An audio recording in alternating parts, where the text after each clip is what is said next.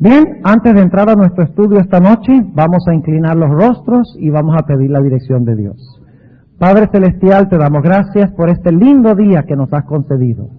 Hemos disfrutado del ejercicio, del compañerismo, de la instrucción, de la inspiración, de todo lo que tú nos has concedido.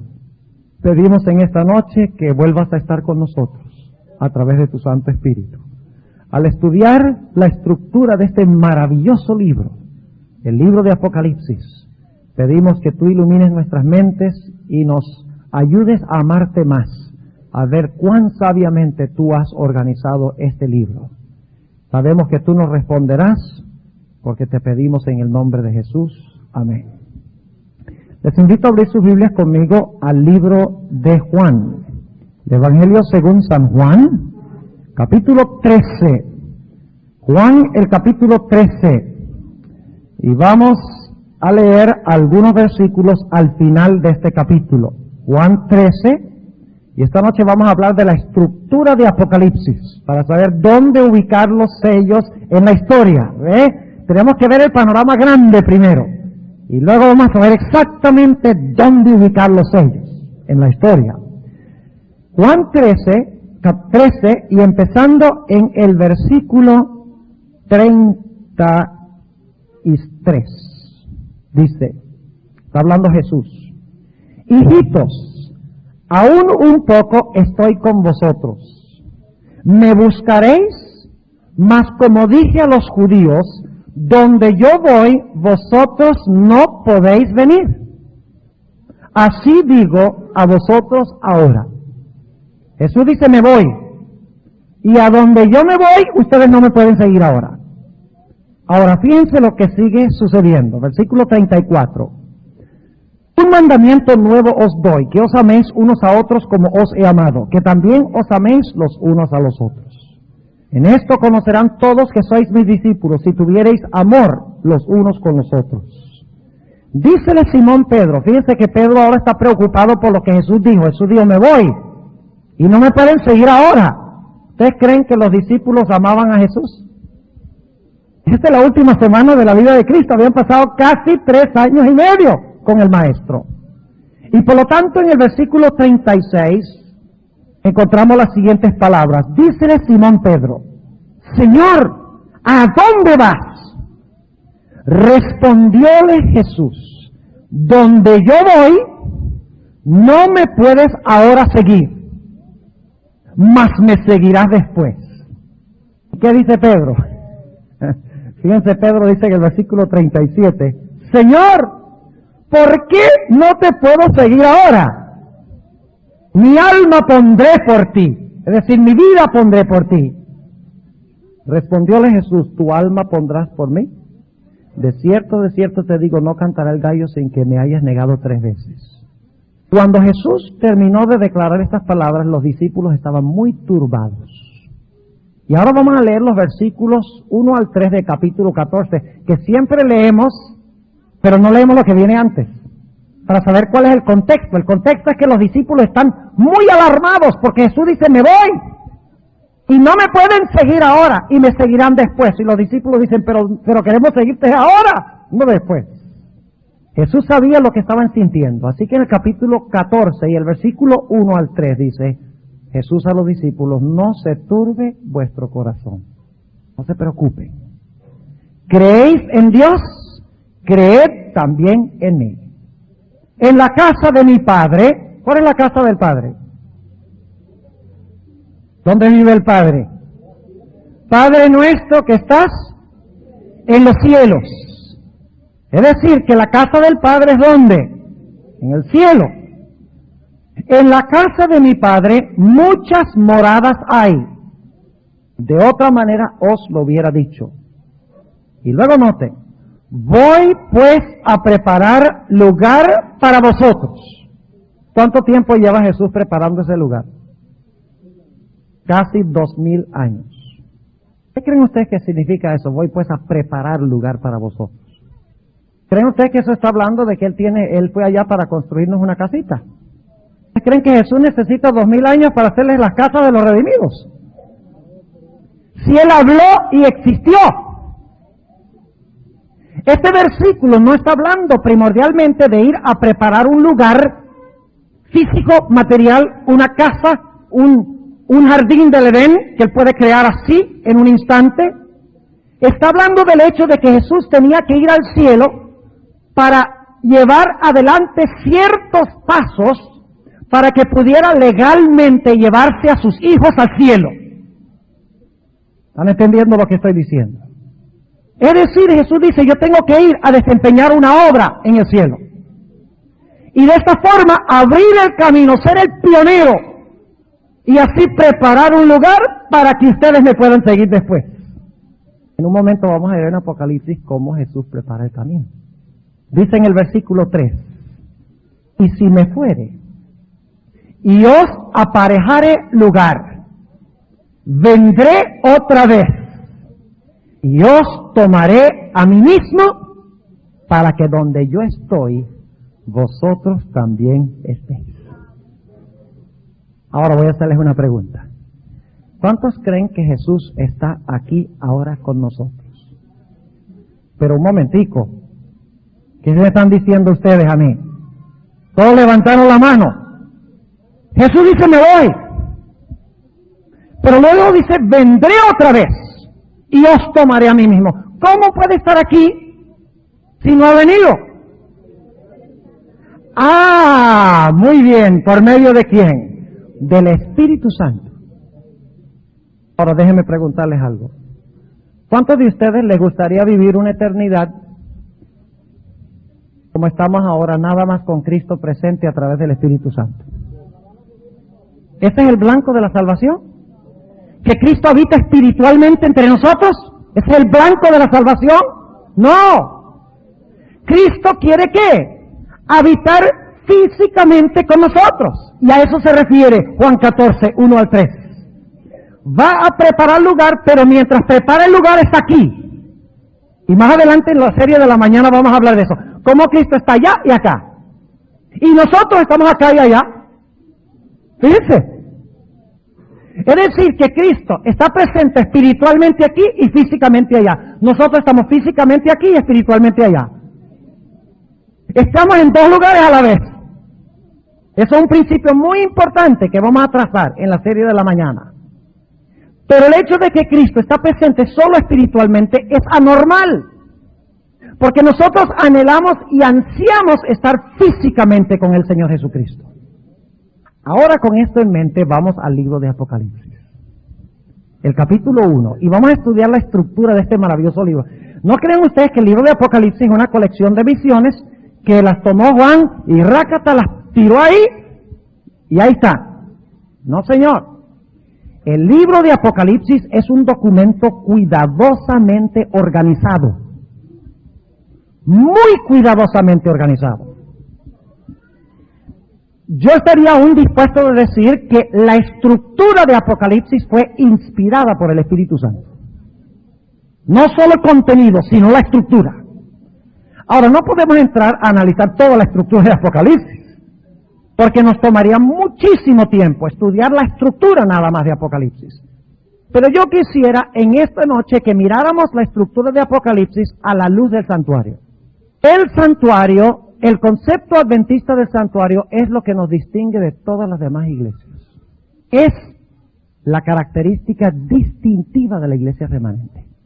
Ninguna otra iglesia entiende el santuario.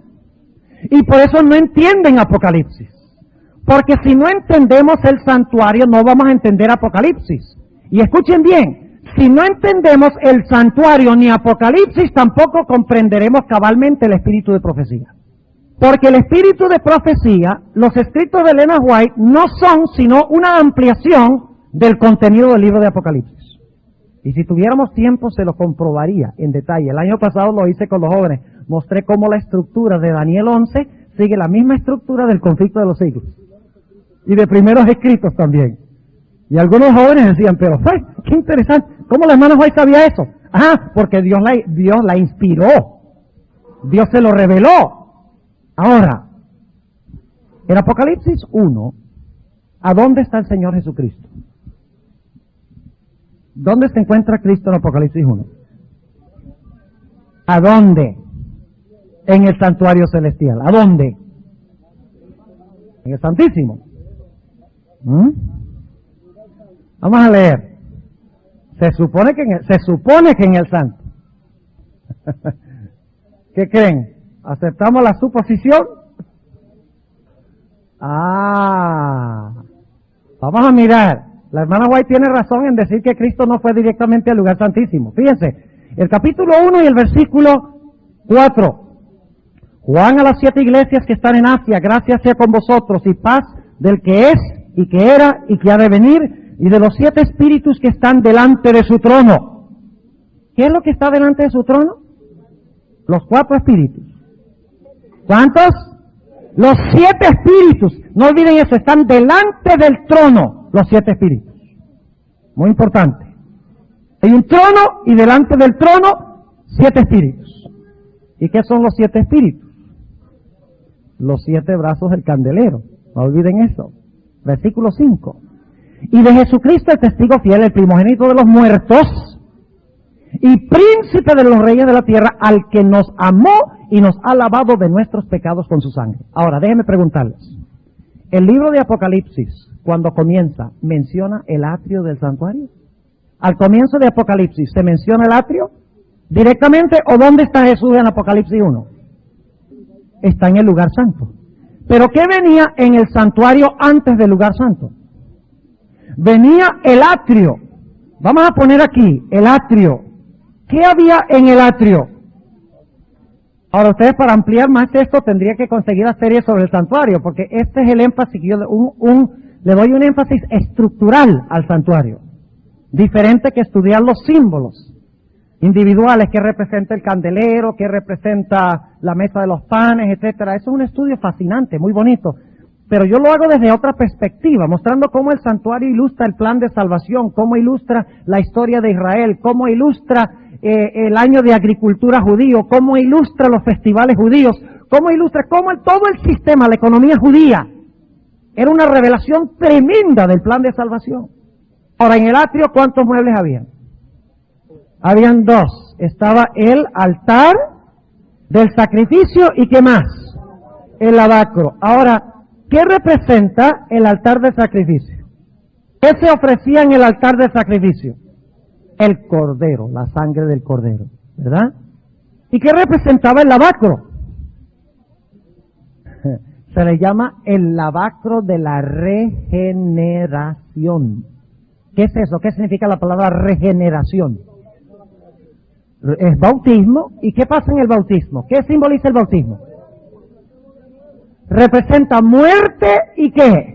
Y resurrección. El altar representa ¿qué? Muerte y el lavacro ¿qué? Resurrección, regeneración.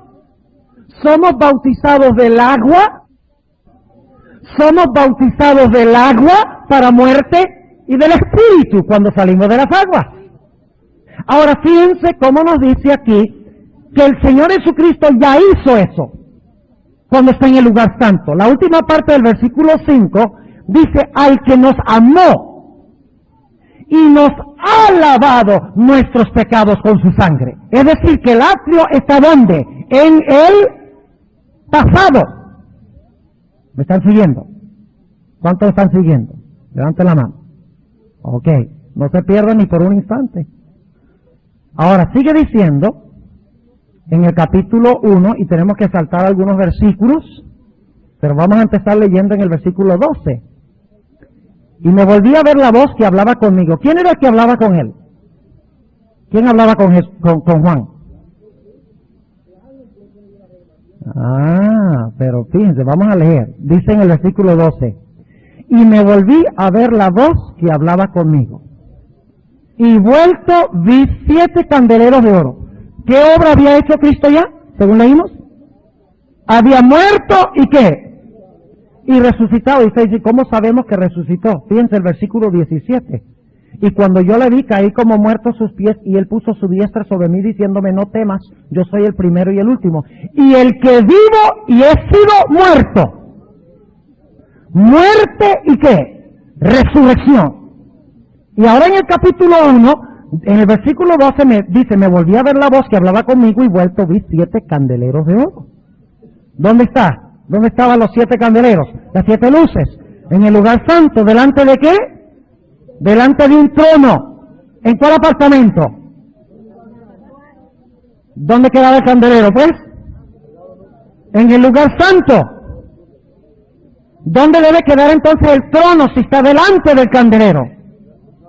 En el lugar santo. ¿Está claro? En un momento vamos a ver un poquito más. ¿Se perdió? Bueno, podemos repetir eso. Dice aquí que Jesús está caminando en medio de los candeleros. ¿Los candeleros dónde estaban en el santuario? En el santo. Y como los candeleros están delante del trono, ¿dónde debe estar el trono? En el santo también. Claro que sí. Es decir, que en el santuario hay 2 símbolos para el trono de Dios. Uno en el santo y uno en el santísimo. Ahora sigamos leyendo. Versículo 13. Y en medio de los 7 candeleros, uno semejante al Hijo del Hombre. Ah, ¿quién es este que se le parece a Juan? ¿Ustedes creen que Juan sintió emoción cuando vio esto? Óigame, él está ¿dónde? En la tierra. ¿Y qué ve? Ve a Jesús caminando en medio de los candeleros. Y dice, ¿será que viene otra vez ahora tan pronto? Porque dijo, vendré otra vez. Pero cuando termina el libro de Apocalipsis, Juan se da cuenta que falta mucho todavía. Y dice, ven Señor Jesús. Hay algo anormal cuando Apocalipsis comienza, porque Cristo está en el cielo, mientras que Juan y la iglesia están en la tierra. Eso no es lo ideal, ¿verdad? De que estén separados, no es lo ideal. Empieza Apocalipsis 1 con separación. Sí, Cristo en el cielo, ministrando entre los candeleros, pero ministrando espiritualmente en las iglesias, que son el reflejo del candelero, en la tierra, ¿ven? Es decir, en el cielo está el candelero literal y en la tierra está el reflejo, que son las iglesias. ¿Y qué hace Cristo cuando camina en medio de los candeleros en el cielo? ¿Ustedes creen que lo único que Él está haciendo es manteniendo prendidas las mechas de un candelero echándole aceite de oliva? ¿Qué simboliza el hecho de que Él está caminando allá en medio de los candeleros? ¿Qué hacía el sumo sacerdote todos los días, según Levítico 24? Caminaba, entraba al lugar santo y entonces se fijaba a ver si las mechas estaban largas, es decir, destabilaba las lámparas y se aseguraba de que tuvieran suficiente aceite para seguir dando luz. ¿Qué está haciendo Jesús en Apocalipsis 1? Sí está caminando en medio de los candeleros en el cielo, pero eso simboliza el hecho de que Cristo, a través del Espíritu Santo, porque dice que son los 7 espíritus enviados a la tierra, más adelante, están dando en medio de la iglesia en la tierra para asegurarse de que tenga el aceite del Espíritu Santo y de que la iglesia no deje de dar su luz. ¡Qué tremendo! Es decir, en Apocalipsis 1 Cristo está en el candelero manteniendo la luz de la iglesia viva. Él en el cielo personalmente, presente espiritualmente en la tierra. Pero Juan anhela estar físicamente con Jesús. Ahora fíjense lo que sigue diciendo, versículo 13.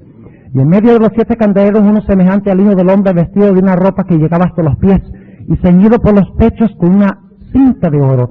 Y su cabeza y sus cabellos eran blancos como la lana blanca, como la nieve, y sus ojos como llama de fuego. Y sus pies semejantes al latón fino, ardientes como en un horno, y su voz como ruido de muchas aguas. Y tenía en su diestra 7 estrellas, que son los 7 pastores de las iglesias. Y los 7 ángeles en el cielo que ayudan a los pastores. Tiene reflejo terrenal. Y de su boca salió una espada aguda de 2 filos. Y su rostro era como el sol cuando resplandece en su fuerza. Y cuando yo le vi, caí como muerto a sus pies. Y él puso su diestra sobre mí diciéndome, no temas, yo soy el primero y el último. Y el que vivo y he sido muerto. Y he aquí que vivo por los siglos de los siglos. Amén. Y tengo las llaves del infierno. Mejor traducción es el sepulcro. Del sepulcro y de la muerte. Es decir, que en Apocalipsis 1... encontramos a Cristo en el cielo y tenemos a su iglesia ¿dónde? En la tierra. Cristo físicamente en el cielo, espiritualmente en la tierra. Mientras que los hijos de Cristo están físicamente en la tierra y ¿dónde? Sus mentes están espiritualmente con Cristo en el cielo. Pero este es un abismo que no es normal. Porque Cristo no solo quiere estar espiritualmente con nosotros, sino que quiere habitar físicamente con nosotros. Ahora, ¿qué fue lo que prometió Jesús en Juan 14? Voy pues a hacer ¿qué cosa? Me voy de vacaciones por 2000 años. ¿Qué significa eso? Voy pues a preparar lugar para vosotros. ¿Dónde encontramos la historia de cómo prepara Cristo el lugar? En Apocalipsis. Está la historia de cómo prepara el lugar. ¿Qué es lo primero que hace? Mantiene la llama de la iglesia ¿qué? Encendida. Ahora movámonos un poquito más allá. Tenemos el atrio, ¿verdad? Ya hemos visto que luego Jesús se encuentra ¿dónde? Entre los candeleros, los 7 candeleros en el lugar santo. Ahora, ¿qué otro mueble había en el lugar santo? La mesa de los panes de la proposición, ¿correcto? ¿Dónde esperaríamos entonces conseguir a Jesús después del candelero? Yo creo que en la mesa. Ahora, vamos a leer Apocalipsis, el capítulo 4 y el versículo 1. Apocalipsis 4 y el versículo 1. Después de estas cosas miré, y he aquí una puerta abierta en el cielo, y la primera vez que oí era como de trompeta que hablaba conmigo diciendo, sube acá, y yo te mostraré las cosas que han de ser después de estas. Y luego yo fui en espíritu, y he aquí un trono. ¿Y quién viene de repente y llega al trono más adelante en Apocalipsis 4 y 5? El Padre está sentado en el trono, pero más adelante llega uno como un cordero inmolado. ¿Y qué hace? Se une al Padre en el trono. Ahora, ¿qué es eso? ¿Cuál trono es este? ¿El trono del lugar santo o del lugar santísimo? Ahora fíjense, vamos a anotar algunos detalles. ¿Cuántas pilas de panes había en la mesa de los panes de la proposición? 2. ¿Por qué 2? ¿Dónde está el Espíritu Santo durante la administración en el cielo? ¿Dónde está? En la tierra, porque no hay 3 pilas de panes en la mesa, porque hay 2. ¿Quiénes son los que sustentan al pueblo de Dios? Que no solamente Cristo mantiene la luz de la iglesia viva, sino que Cristo, ¿qué hace? Alimenta a su iglesia con el pan celestial, para que pueda tener fuerza espiritual. Y ustedes dicen, ¿cómo sabemos que este trono es el trono en el lugar santo? Que el trono es la mesa de los panes de la proposición. En primer lugar, hay 2 hileras de panes. Y la Biblia habla del Padre y del Hijo como el pan de Israel, de su pueblo. Segundo lugar, si miramos la geografía del santuario, encontramos que el candelero quedaba ¿en qué parte? En el sur del santuario, del lugar santo. ¿Dónde quedaba la mesa de los panes? En el norte. ¿Y dónde está el trono de Dios? Según dice Isaías 14. ¿A dónde quiso meterse Lucifer para quitarle el trono a Dios? A los lados del Aquilón, el norte. Y en el Salmo 48 y el versículo 1 y 2 dice que Dios habita a los lados del norte. Ahora, hay otra razón. Y es que acabamos de leer que los candeleros se encontraban delante de ¿qué? Delante del trono. Ahora, ¿qué estaba en el santuario inmediatamente delante de el candelero? Estaba exactamente adelante o enfrente del candelero. La mesa de los panes de la proposición. Es decir, que el trono es el lugar donde está la mesa de los panes. Y no es coincidencia, escuchen bien, de que el tercer caballo y el cuarto caballo son caballos que representan hambre espiritual. Hambre que finalmente trae muerte. Como la iglesia de Tiatira, donde Jezabel esconde la palabra de Dios y como resultado no llueve en los días de su profecía y como resultado el pueblo de Dios languidece hambre. ¿Están entendiendo? Es decir, que los sellos, hay que entender que en los sellos hay una escasez, no desaparece, pero hay una escasez tremenda de pan. Más adelante hablaremos más de eso. Ahora, sí. Sí. Yo sé.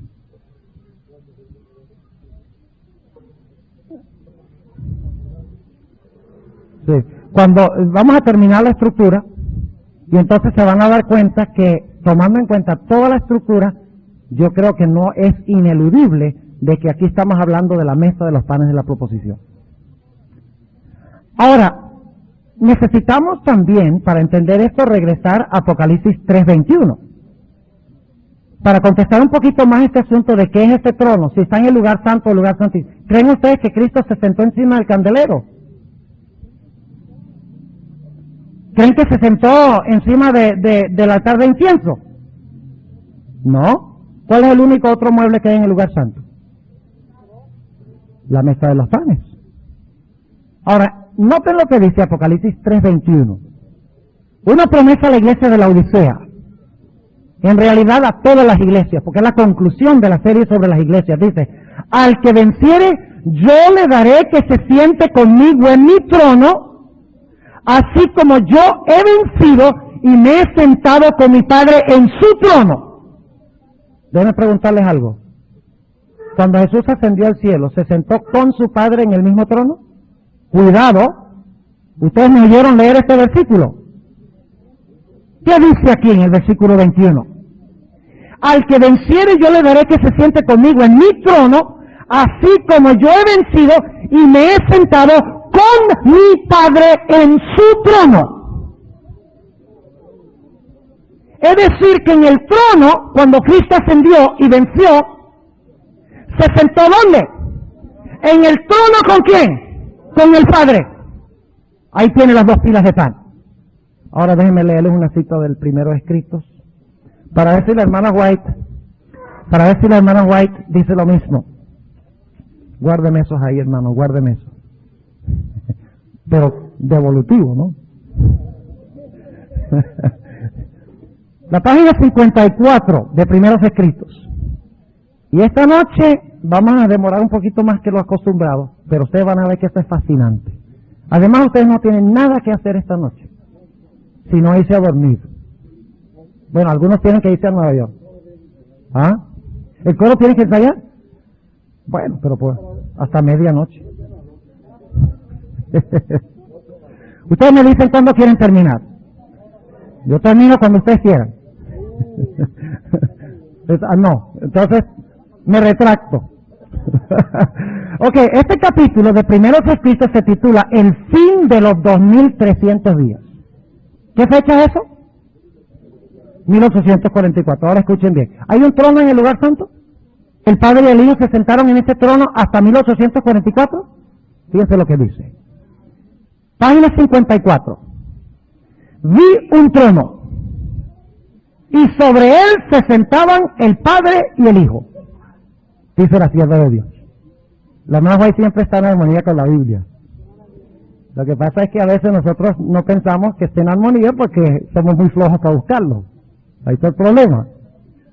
Pero a mí me gusta primero ir a la Biblia y después al Espíritu de Profecía. ¿Ve? Porque entonces la gente dice, de verdad que la hermana White está en perfecta armonía con la Biblia. Pero cuando empezamos con Elena White, entonces la gente gana la impresión de que, la Biblia está en armonía con Elena White. No, tenemos que mostrar que Elena White está en armonía con la Biblia. No la Biblia con Elena White. Aunque creemos en los dos. Pero somos el pueblo de la Biblia. Y tenemos que predicarle al mundo la Biblia. Y luego entonces le mostramos el postre del Espíritu de Profecía. Y el postre es lo más sabroso. A algunos tal vez no les gusta el postre. Dice, vi un trono, y sobre él se sentaban el Padre y el Hijo. Me fijé en el rostro de Jesús y admiré su hermosa persona. No pude contemplar la persona del Padre, pues le cubrió una nube de gloriosa luz. Pregunté a Jesús si su Padre tenía forma como él. Dijo que la tenía, pero que yo no podía contemplarla, porque dijo, si llegases a contemplar la gloria de su persona, dejarías de existir. Luego voy a saltar un poquito más adelante, donde ella dice lo siguiente. Vi al Padre levantarse del trono. ¿Del trono? Del trono doble. ¿Quién se levanta primero? El Padre. Muy bien. Y en un carro de llamas entró en el lugar santísimo. Si entró al lugar santísimo, ¿dónde estaba en el trono antes? En el santo. No tenemos que tener mucha inteligencia para saber eso. Vi al Padre levantarse del trono y en un carro de llamas entró en el lugar santísimo al interior del velo y se sentó. ¿Hay un trono en el lugar santísimo también? Claro que sí.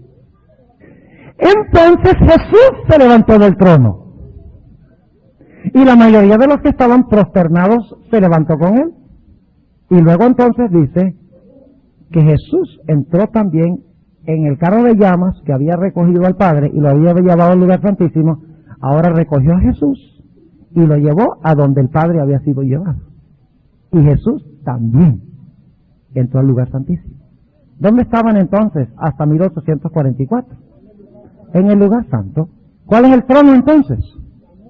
La mesa de los panes de la proposición. Ahora yo sé que hay algunos teólogos que no creen eso.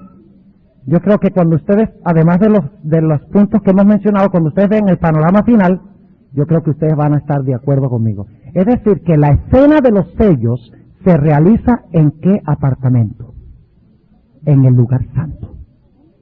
Es decir, que los sellos están relatando eventos históricos que empiezan con el ministerio de Jesús en el lugar santo.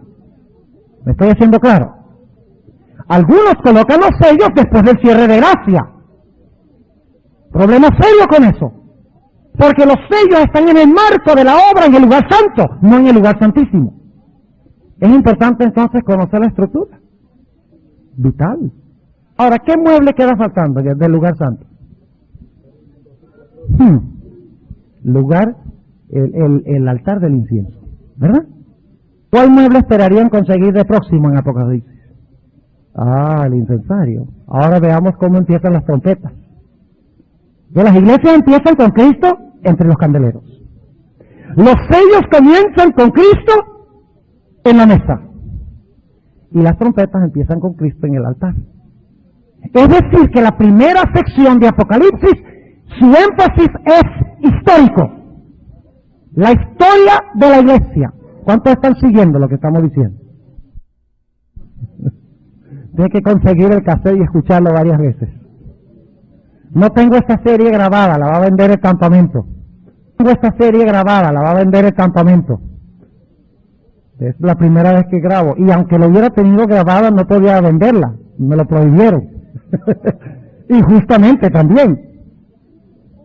Ahora fíjense, Apocalipsis 8 y el versículo 3. Y otro ángel y vino y se paró delante de ¿qué? Del altar. ¿Cuál altar? Es del incienso, sigamos leyendo. Teniendo un incensario de oro. Y le fue dado mucho incienso para que lo añadiese a las oraciones de los santos, de todos los santos, sobre el altar de oro que estaba delante del trono. ¿Dónde está el altar? ¿En qué parte? En el lugar santo. Y pertenece a los dos lugares. Es el punto de transición. Y por esa razón, algunos no entienden por qué en Hebreos el altar de incienso está en el lugar santísimo. Sencillamente porque el altar de oro, la función era, aunque estaba en el lugar santo, era llevar las oraciones de los santos encima del velo al lugar santísimo. Su función tiene que ver con el lugar santísimo. ¿Ve? Entran los pecados del pueblo a través de la oración. Entran al lugar santísimo para que Jesús interceda por ellos. Ahora, ¿qué tenemos entonces? Jesús mantiene viva la luz de la iglesia. Jesús, y fíjense que las iglesias, los sellos y las trompetas son tres maneras diferentes de mirar el mismo tiempo histórico. ¿Verdad?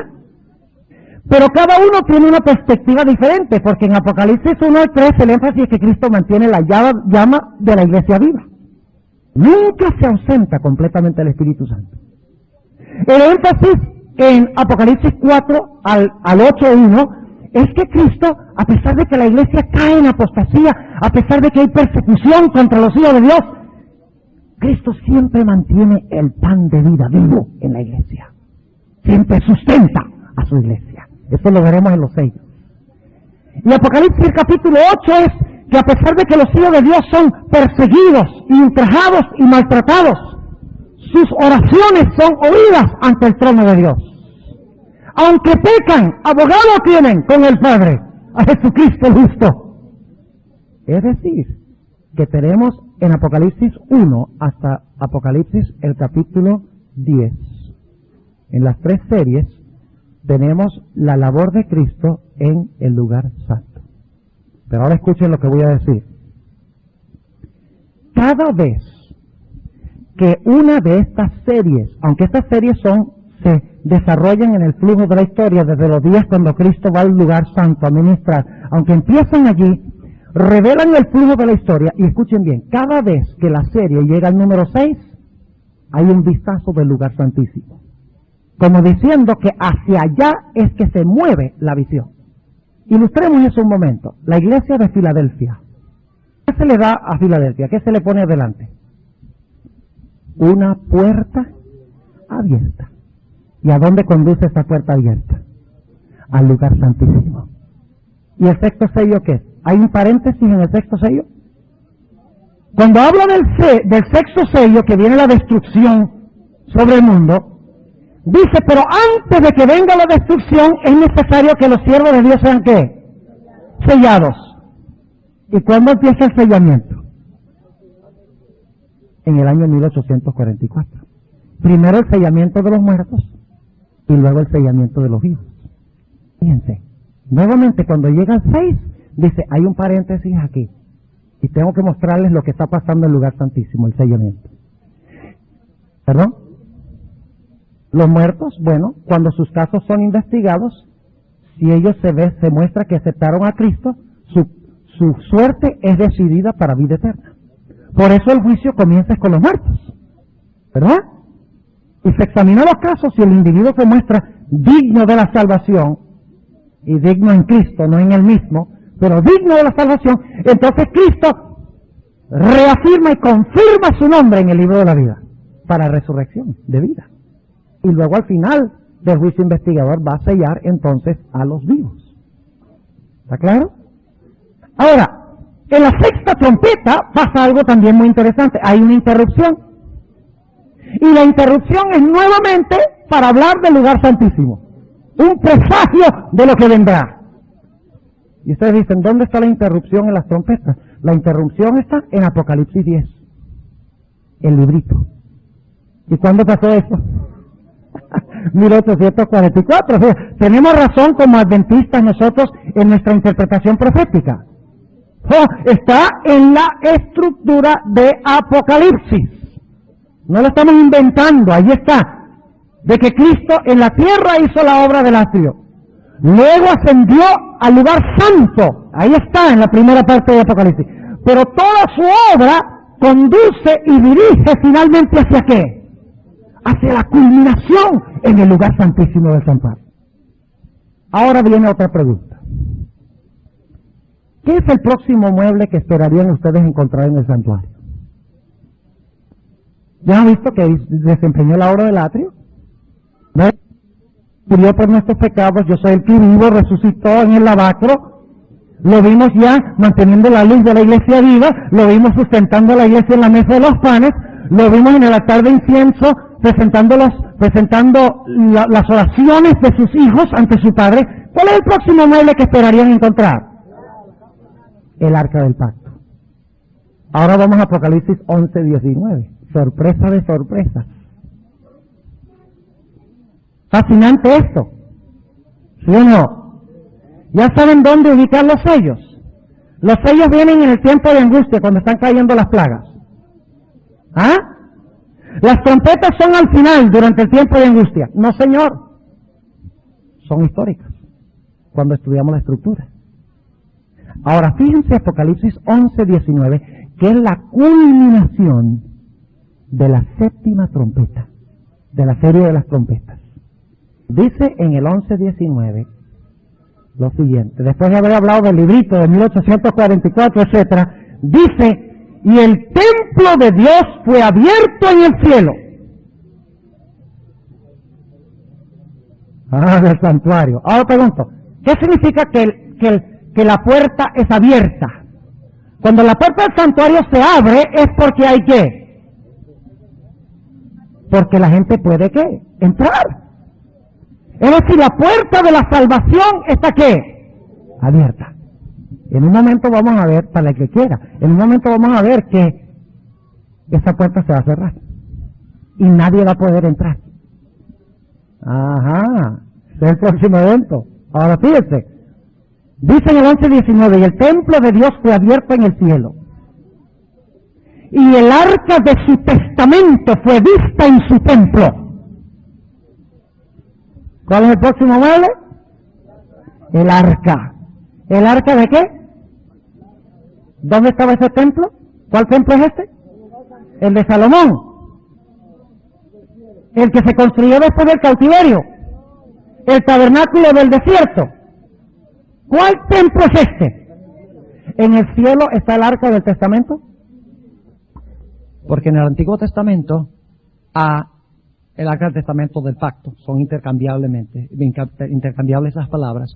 En el Antiguo Testamento se le llamaba el arca del pacto porque adentro estaba el pacto, los 10 mandamientos. ¿Correcto? ¿Sí o no? Ahora, en el cielo hay un templo. Algunos dicen el cielo es el templo. Mentiras. El cielo no es el templo, el cielo tiene un templo con 2 apartamentos, santo y santísimo. Y en el santísimo está el arca del pacto. Y si es el arca del pacto, adentro debe estar el pacto. Argumento irrefutable a favor del sábado. Porque allá están las tablas de la ley. O si no, no se le llamaría el arca del pacto. Es el arca que tiene adentro el pacto, los 10 mandamientos. Ahora, sí, todas las que Dios tiene en el cielo. Las originales, sí, no las copias terrenales. Están todavía guardadas en el arca terrenal que fue ocultada. No, hasta donde sepamos no son las mismas. La hermana White dice claramente que el arca, poco antes de que Nabucodonosor conquistara Jerusalén, fue ocultada en una cueva y que está escondida hasta el día de hoy. Y da la impresión de que estará descubierta.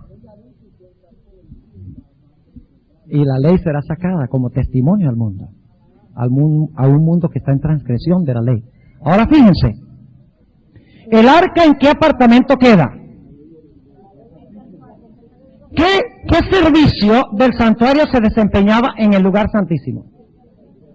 El día de expiación, que era un día de juicio, ¿sí o no? ¿Qué se hacía el día de expiación? ¿Se separaba a quiénes?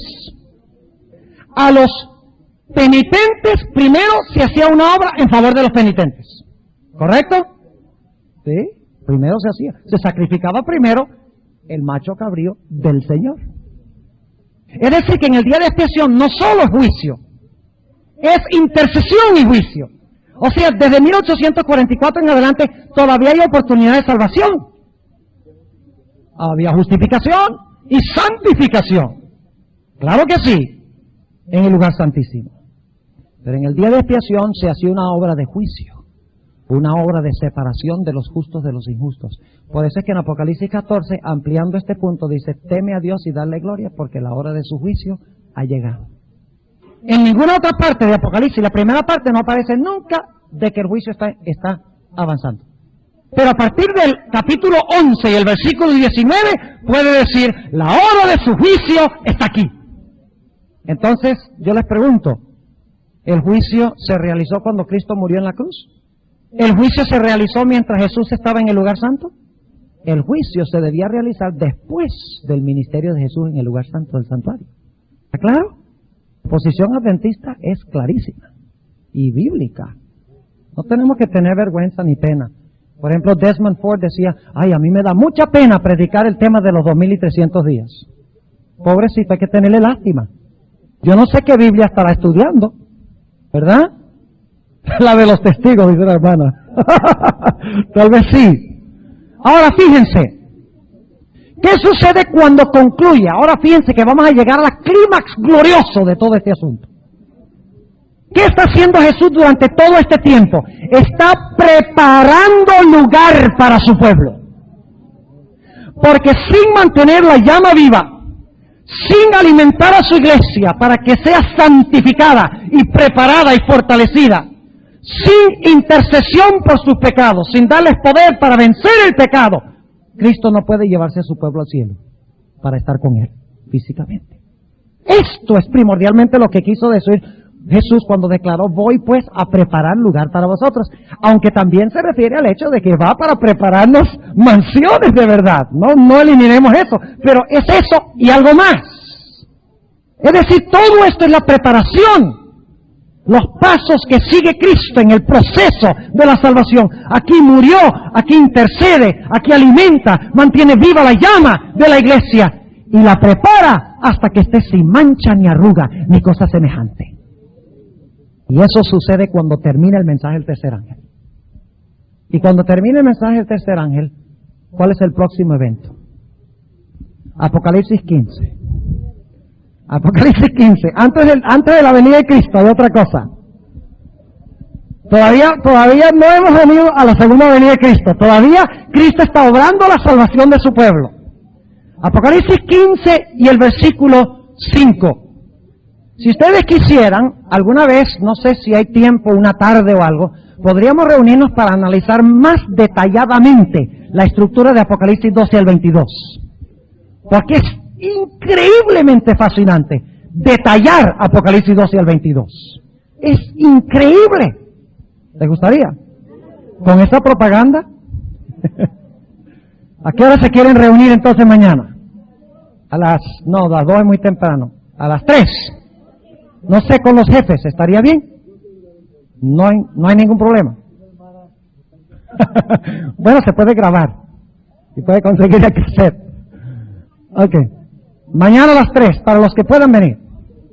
Para los que quieran y pueden, es opcional. Ahora, tal vez yo me metí en agua caliente, no debería haber dicho nada, porque yo no sé si está bien hacerlo o no. Hagamos una cosa, no lo hagamos mañana, mañana anunciaremos si lo hacemos el martes. ¿Ok? No, lo hacemos el martes, ¿ok? Pero vamos a anunciarles mañana, para que tenga la oportunidad de hablar con los jefes. Y les digo que han planificado un campamento tremendo. ¿Sí o no? ¿Les parece? Yo he disfrutado mucho, he ido a caminar y he descansado y he charlado aquí con mi buen compañero de cuarto, el pastor Peverini, y ninguno de los dos roncamos, afortunadamente. Ahora, bueno, tenemos que ir rápidamente. Apocalipsis 15:5.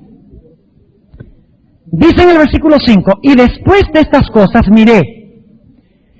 Y ahora fíjense la terminología, dice, el templo del tabernáculo del testimonio. ¿Cuál es el tabernáculo del testimonio? ¿Qué significa? No, el tabernáculo del testimonio. Fíjense, es el templo del tabernáculo del testimonio. Es decir, que dentro del tabernáculo del testimonio está el templo. ¿Cuál templo es ese? Bueno, ¿cómo es la cosa? Vamos a leerlo.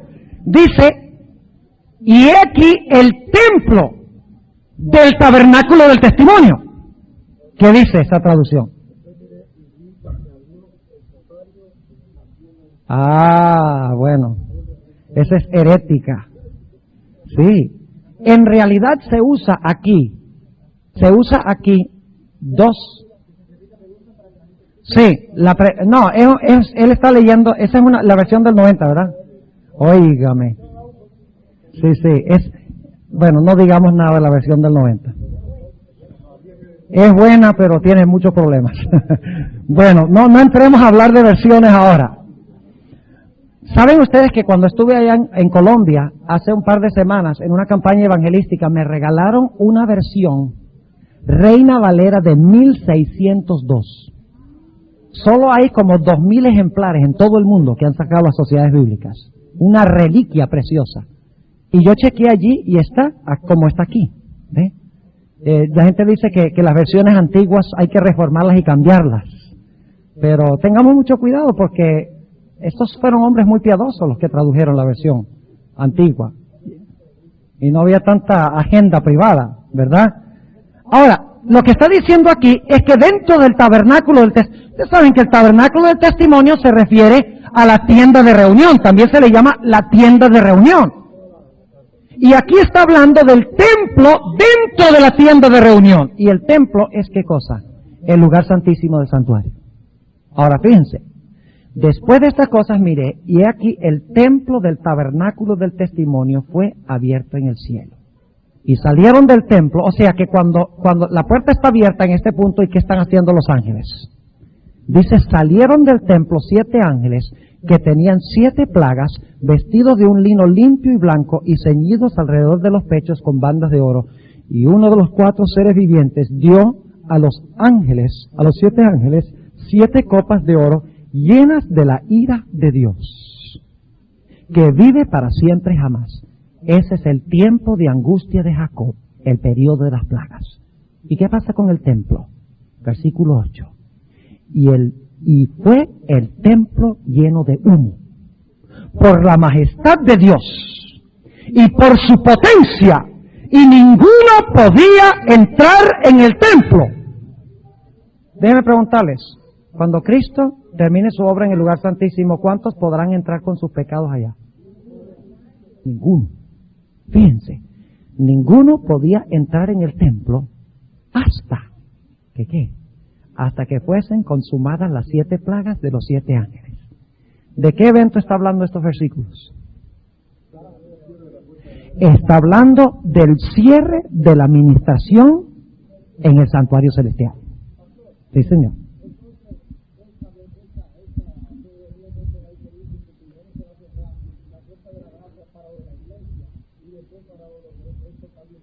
Bueno, muchos dicen que se va a cerrar la puerta de la gracia primero para los de la iglesia adventista y luego para el mundo. Yo no encuentro eso en mi estudio del Espíritu de Profecía. Yo encuentro que el Espíritu de Profecía dice claramente de que Dios juzga en orden cronológico, desde los primeros que vivieron en la tierra hasta los últimos que están vivos sobre la tierra, en el orden en que iban naciendo, en orden cronológico. Eso es lo que yo encuentro. Pero muchos, especialmente los que dicen que la iglesia adventista es Babilonia, los disidentes, de los cuales estará hablando el pastor Gambetta en los próximos días en la serie de la mañana, ellos son los que dicen esto con el fin de decir que la iglesia adventista es apóstata, ellos constituyen los 144,000 y ellos van a predicar el mensaje a la gran muchedumbre. Pero ahora escuchen bien, les voy a adelantar algo. Yo les voy a comprobar. Cuando hablemos de los 144,000, que será posiblemente el jueves o el viernes en la noche, de que la gran muchedumbre y los 144,000 son el mismo grupo. Y usted dice, no puede ser, pastor. Carlos dice que no puede ser. Bueno, no es disidente. Pero si ustedes van a examinar la evidencia y me van a decir si la evidencia es fuerte. ¿Sí? Y en el espíritu de profecía. Pero no vamos a adelantarnos al hecho. Ahora, entonces, ¿qué pasa cuando Cristo termina su ministración en el arca? Cuando termina la obra del juicio. Cuando termina el juicio, Apocalipsis 14 dice que un ángel que viene con un ángel sobre una nube, que es Cristo Jesús, es el Hijo del Hombre, viene y ¿qué hace? Y hace la cosecha final. Y luego entonces, ¿qué pasa? Se llena el templo de humo. La puerta de la gracia se cerró. Terminó el gran día de expiación. ¿Y ahora qué cae? Caen las plagas. ¿Las plagas sobre quiénes? Las plagas sobre los impíos. Ahora fíjense. ¿De dónde salen las plagas? ¿De dónde salen? Del lugar santísimo, ¿sí o no? Y en realidad salen es del arca del pacto. Porque han pisoteado la ley de Dios. Y ustedes dicen, bueno, ¿cómo sabemos eso? Déjenme preguntarle, ¿ustedes conocen algún otro caso en la historia cuando del arca salieron plagas? ¿Cuándo fue eso? Ustedes lo conocen, ¿verdad? Cuando el arca fue tomada por manos incircuncisas. Gente que insistía en pisotear la santa ley de Jehová.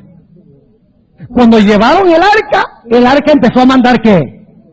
Plagas. Y no fue el arca, fue Dios, ¿verdad? Empezó a mandar plagas. Sí, la peste bubónica. Y le salieron llagas por todo el cuerpo. Y dijeron, no, la mandaron de ciudad en ciudad. Y finalmente le dijeron a Israel, vengan y busquen su arca, que no la queremos más. Así que se cierra la puerta de la gracia, caen las plagas. Déjenme preguntarles, ¿la hermana White tiene razón en decir que las plagas caen después del cierre de la puerta de la gracia? ¿Sí? ¿Tiene razón en decir que las plagas caen después del juicio? ¿En el lugar santísimo? Claro que sí. Y ahora fíjense lo próximo que tenemos. En Apocalipsis, el capítulo 19, tenemos un 19, 1 al 10. Y si podemos tener una reunión extra, yo les voy a mostrar que el libro de Apocalipsis, especialmente la última mitad, no está en orden cronológico. Tenemos que entender eso. Pero en Apocalipsis 19, 1 al 10, encontramos una gran muchedumbre, y esa muchedumbre está en el cielo, alabando a Dios. Porque Él ha juzgado a la grande ramera. Porque Él ha traído salvación y poder a ellos. Ahora, déjenme preguntarles algo. ¿Qué sucede después de las plagas? Cristo viene y ¿a dónde lleva a sus hijos? Al cielo. Y ahora fíjense que la anomalía que había originalmente, Cristo en el cielo y el pueblo en la tierra, se ha cerrado. El blanco de Apocalipsis es los pasos que toma Cristo para que pueda estar con su pueblo. Se lleva a su pueblo, están en el cielo cantando, porque han sido salvos del poder de la ramera. Ahora déjenme preguntarles, en el día de expiación, había otro macho cabrío. Se llamaba Azazel. Y después que los hijos de Dios eran sellados y salvados, y se pronunciaba esa bendición sobre el pueblo, cuando salía el sumo sacerdote, entonces el sumo sacerdote ahora decía, ahora vamos a donde Azazel. ¿Y qué lo hacía? Colocaba los pecados sobre él y lo llevaba ¿a dónde? Al desierto. ¿Cuál es el desierto en Apocalipsis? Apocalipsis 20. ¡Qué tremendo!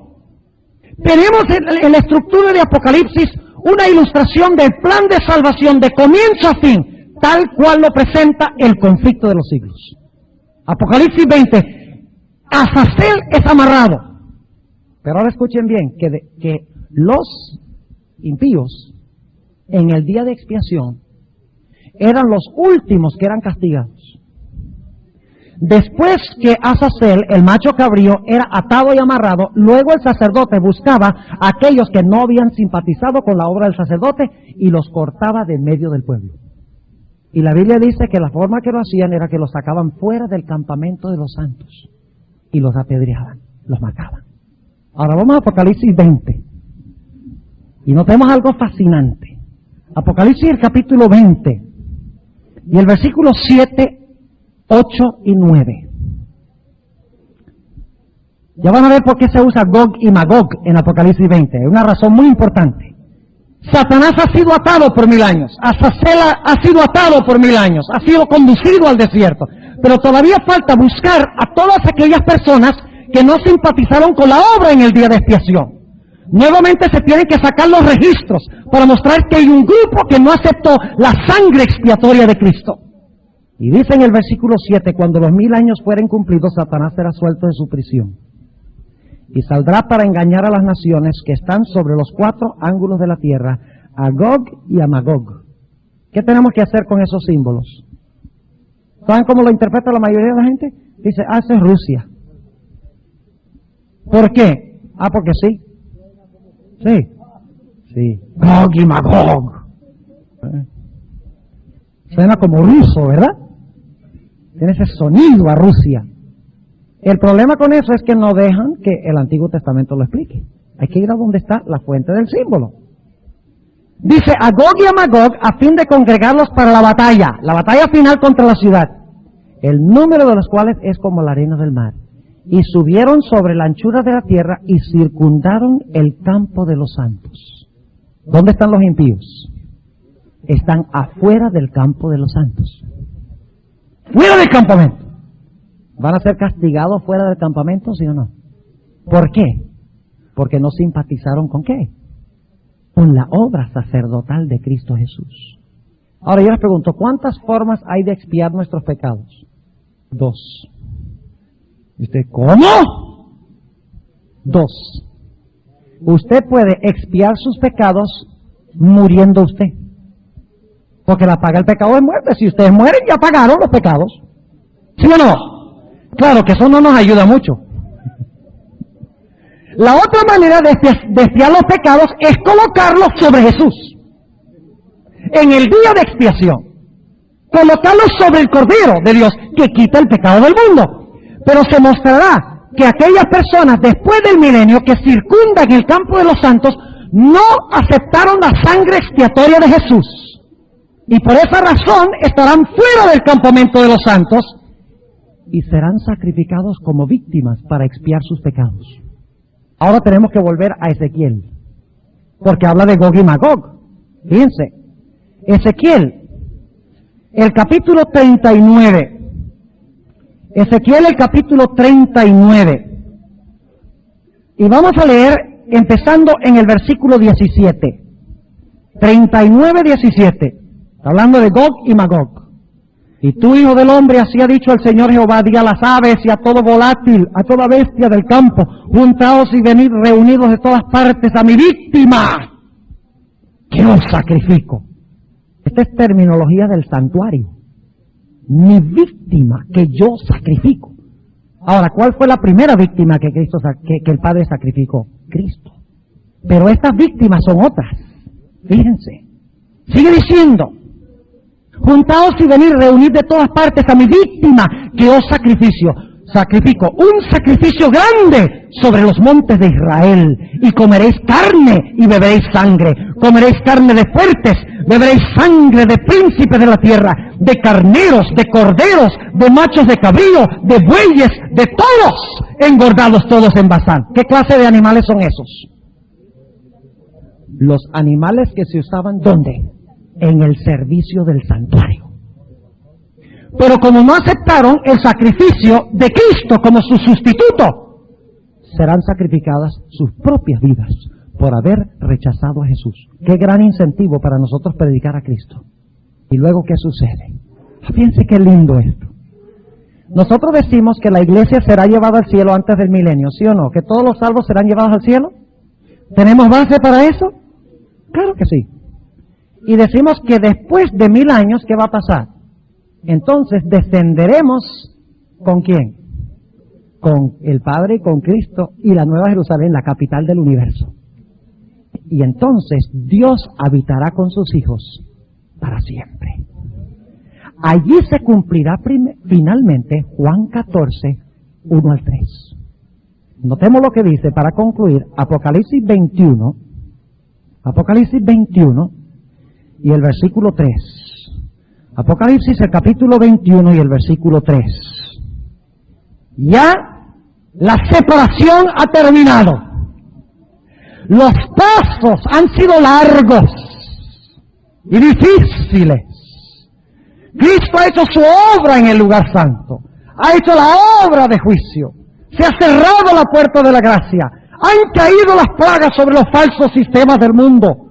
Hasta la iglesia ha sido llevada al cielo por 1000 años. Hasta se ha sido amarrado por 1000 años.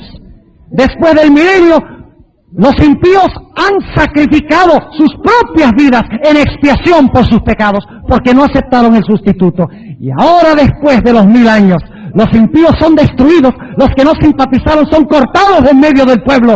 Y el versículo 3 de Apocalipsis 21 dice, y oí una gran voz del cielo que decía, he aquí el tabernáculo de Dios con los hombres, y morará con ellos, y ellos serán su pueblo, y el mismo Dios será su Dios con ellos. ¡Qué lindo! La consumación de la historia de la salvación. Dios descendiendo para estar con su pueblo. Que nuestra oración sea la de Juan. Ciertamente vengo en breve. Amén. Sea así. Ven, Señor Jesús. Oremos. Padre Celestial, te damos gracias porque has revelado el plan de la salvación en el santuario. Te damos gracias por el maravilloso mensaje que tú nos has dado como pueblo. ¡Qué tremendo mensaje que necesita el mundo! Un mensaje de esperanza. Que el mundo sepa que Cristo está ahora en control de todo, preparando el camino para llevarnos con Él al cielo y para habitar con nosotros por los siglos de la eternidad. Nosotros queremos estar con Él. Queremos estar contigo. Pedimos que nos des tu Santo Espíritu para que nos justifique, para que nos santifique, para que podamos también ser glorificados. Ven, Señor Jesús. Estamos cansados de este mundo. Sabemos que tú vendrás pronto y contestarás nuestra oración, porque te lo pedimos en el nombre de nuestro Señor Jesús.